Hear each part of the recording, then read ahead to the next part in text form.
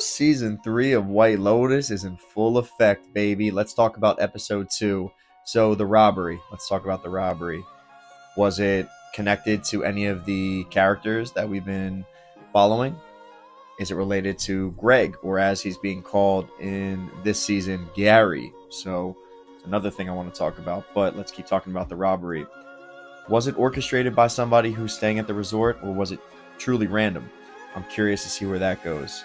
Now let's talk about what I just mentioned with Gary, aka Greg. So we get a scene where Rick and Chelsea are out to eat with Gary and his wife, and there's some exchanges that are awkward.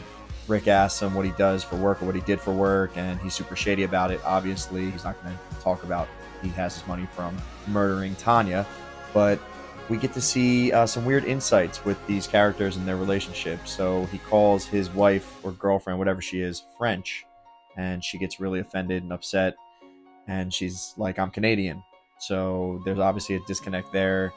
He's pretending she's truly French when she's French Canadian, or he just doesn't care enough about her to even know. I'm curious how much she really knows. Does she know about Gary's past, or is he really just randomly just her boyfriend? We get a little bit of how they met, or at least how they're saying they met.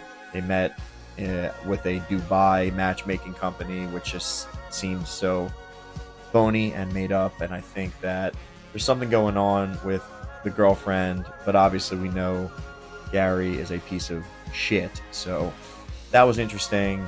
There was an interesting scene with Kate, one of Jacqueline's friends, the trio of girls, who, again, as I mentioned in my last video, I am the least interested in this group of people. They are not very interesting at all, but they're written so well, they're still somewhat interesting. But we get Kate going up to Victoria, the mother of the Ratliff family, and saying, I remember you, I met you, we spent a weekend together at so-and-so's baby shower or wedding shower or whatever it was.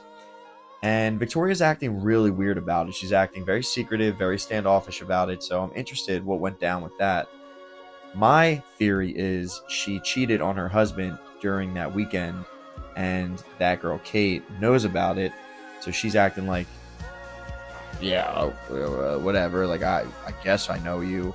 She doesn't want any type of closeness with that character because something went down that she doesn't want to talk about, or she's just really that big of a standoff bitch. I really can't tell. That's the brilliance of White Lotus. Then we get some more with Gaitak and Mook.